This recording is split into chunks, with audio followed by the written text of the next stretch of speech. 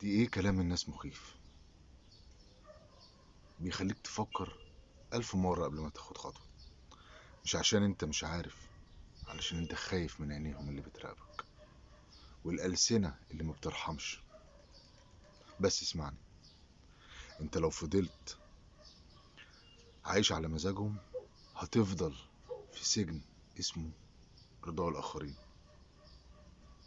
والسجن ده ملهوش باب خروج واحد غير قرارك انت. ليه كلام الناس بيأثر فينا بالشكل ده؟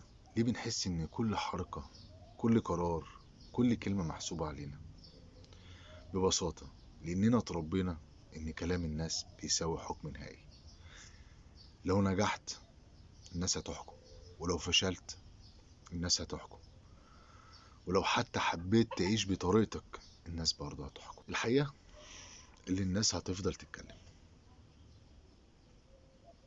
سواء كنت ناجح سواء كنت فاشل سواء كنت موجود أو مش موجود أصلا الناس هتتكلم.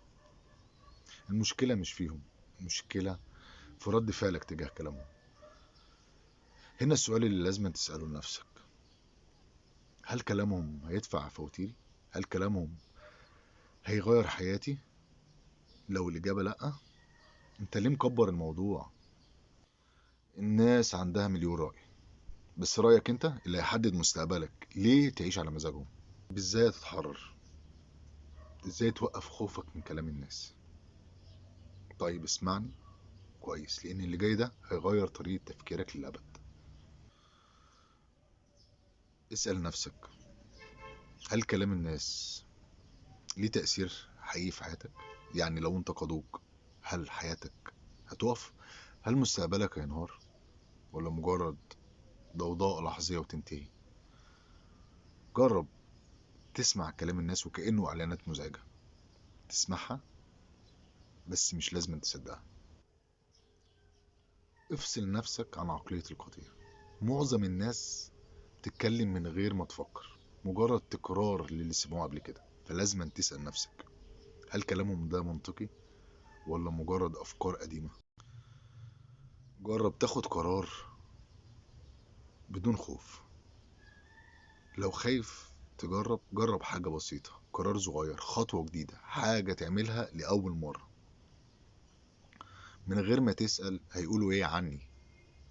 بعدين راقب النتيجة، هتتفاجئ ان ولا حاجة حصلت، ومجرد كابوس كنت عايش فيه لحالك. خليك عارف ان الحياة قصيرة، فما تضيعهاش عشان ترضي غيرك.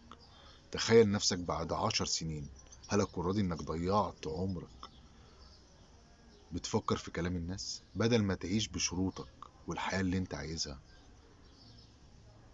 فضلت كل لحظة من عمرك خايف من كلام الناس؟ ما تضيعش عمرك على الفاضي.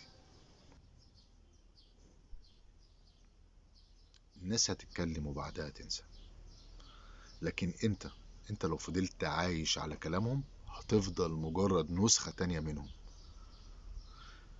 فقرر دلوقتي، انت هتعيش زي ما هم عايزين ولا زي ما انت عايز؟